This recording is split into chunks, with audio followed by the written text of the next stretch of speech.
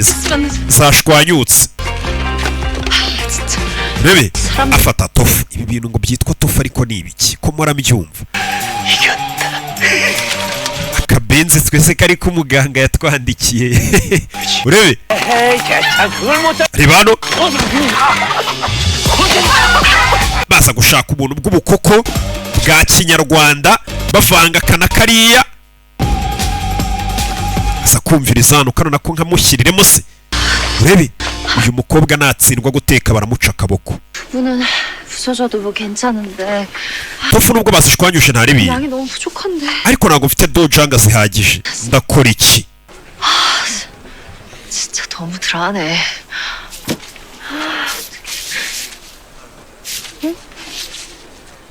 arebye yanabona spinach tubona zikiri fresh.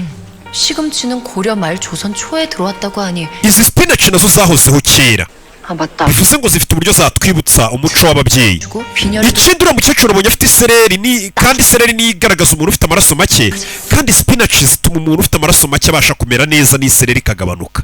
uyu mukobwa urumva ko ibiryo bibonamo umuti. 재료 다 챙겨서 대왕 데뷔전 앞마당으로 달려갔는데 혹시 yashaka urino 좀 구할 수 없을까요?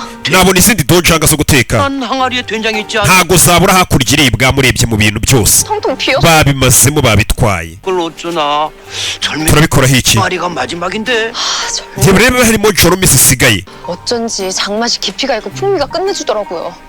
근데 어쩌죠? gusa ndakora iki biramucanga. 진짜 성패가 달려있는데. 절미 된장은 아니지만 담근 지 3년 된 숙성장은 뒤뜰에 좀 있네. dufite izindi dojanga zimaze nk'imyaka 3 hariya inyuma reka tujye kukurebera. urumva ko zishobora kuba arizo zirenze. urakoze cyane. umukobwa aramukurikira. 온갖 상소와 무엄한 말이 함부로 궁중에 떠도는 것 자체가 망극하니 ibintu byose bimaze iminsi bibwa ari busubira ifite ivuga ubuye. iya urebe bose n'abatetwa bitese aba barenge 설마 enzo witora bunu ni watamufasha arye imba 예요? 근데 그거 umugabekazi akiri umwana bamutekeye ibyo biryo 께서 마지막으로 해주신 ku buryo n'uyu munsi ibyo biryo bivugwa ko ajya kuzanwa ibwami. bari bamutekeye dejongo bavanzemo n'uturungo dukomoka ku mugezi 된장 국물의 맛이 ngo n'uyu munsi ibyo biryo bimwibutsa ababyeyi be ngo nibyo mama we yamutekeye. n'ukuriye ngo niba bimubwiye 청량함이 느껴지셨다던가. 그래서요?